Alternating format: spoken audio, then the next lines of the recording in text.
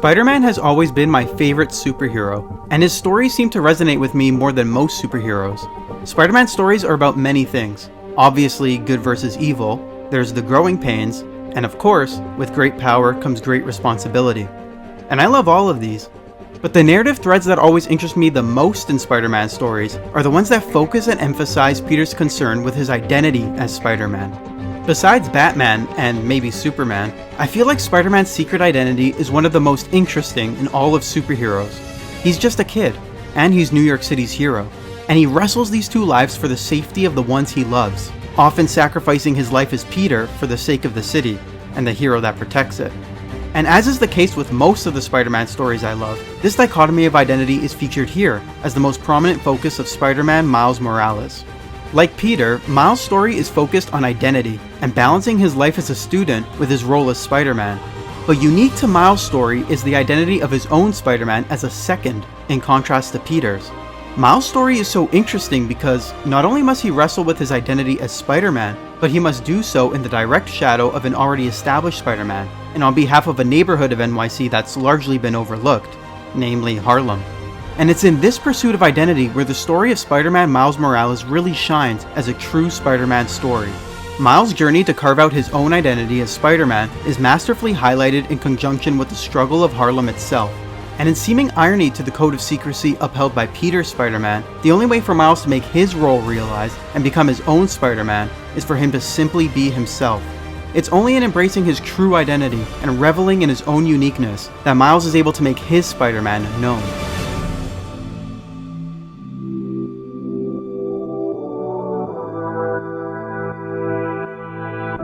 At first, Miles' identity as Spider-Man is not much more than an attempt at mimicking Peter's Spider-Man in hopes of validation. And this is perhaps none more apparent than in the very opening mission. Once the prison convoy begins to unravel, Miles tries to salvage the operation by using his webs to keep Rhino's crate in place. Peter tries to hold him off, but ultimately, Miles can't resist the opportunity to validate his role. But Miles' webs aren't as strong as Peter's, and disaster immediately follows. Miles, we have a weight imbalance. Correction 236.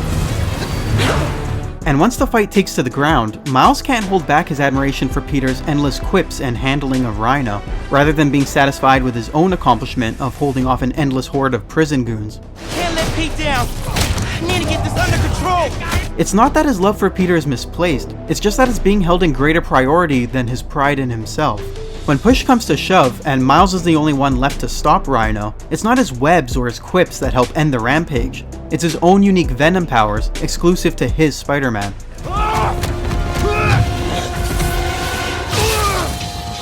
Miles is the one who saves the day by embracing himself and what uniquely makes him a hero, instead of just admiring Pete as the only true hero. Although at this point, Miles has not yet fully taken this realization to heart. Let the police do their job. Yeah, okay. Once learning that Peter will be going away for a bit and leaving all of NYC in his hands, Miles is completely unconfident, truly believing that he's unqualified to do it alone. Peter's gift of a new suit helps alleviate some of Miles' worries, but like Miles' current mindset, the suit is a simple imitation, the colors of Peter's Spider-Man in the shape of Miles. Miles' resolve is restored, but his faith is misplaced in trying to copy Peter rather than be himself. I'm New York's only Spider-Man. Please don't screw this up. And this mindset of emulation and secondary support is reflected in Miles' interactions with the public. Miles not finding his own home on the mural, Teo naming his cat after the other Spider-Man. It's as if Miles' work is being accepted, but his individual identity is not being acknowledged. Hey, Teo, got a surprise for you. Oh yeah? What's that?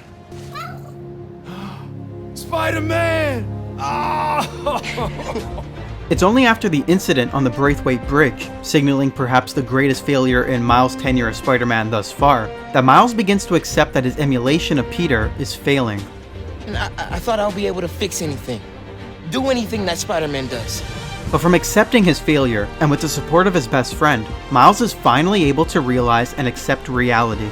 You're Spider-Man. You can fix this. Your way. The only way for his Spider-Man to succeed is for him to make it his Spider-Man and be himself.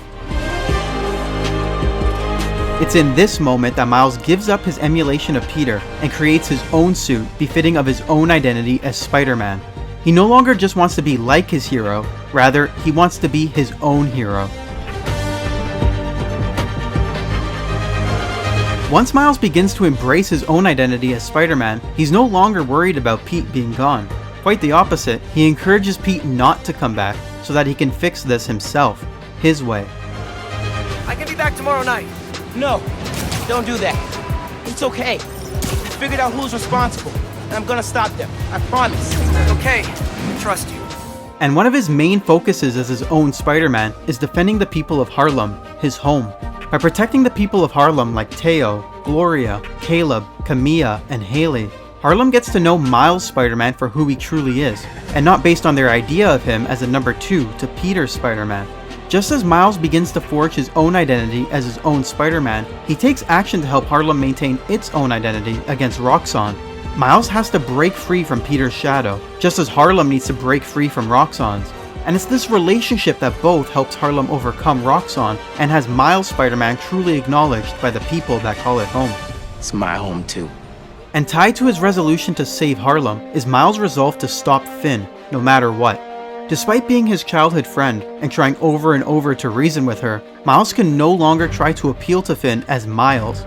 He must stop the Tinkerer as Spider-Man. Come near me again. I'll kill you.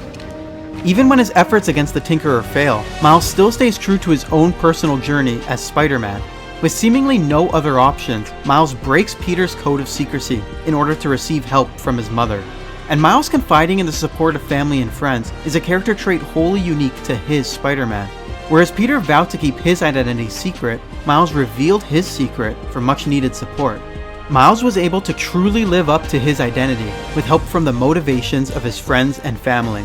By aspiring to help the people of Harlem, by trying to live more like his father every day, by emulating the love and encouragement from his mother, Miles was able to reclaim the courage needed to be a hero, and in doing so, gained the strength needed to finish the fight.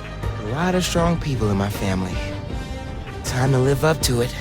And so, when confronting Finn for the final time, Miles is able to use that strength to embrace his true identity and finally accept the truth about himself. You can't win! Why do you keep fighting? Because I'm Spider-Man. And in stopping Finn and saving Harlem, Miles is fully acknowledged by his home and family. Not as Miles, not as a second, but for who he truly is. You did good, Spider-Man.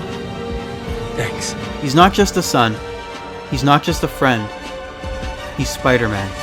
He's our Spider-Man. And to reflect this fulfillment, Miles' identity is truly cemented by his prominent inclusion on Harlem's mural.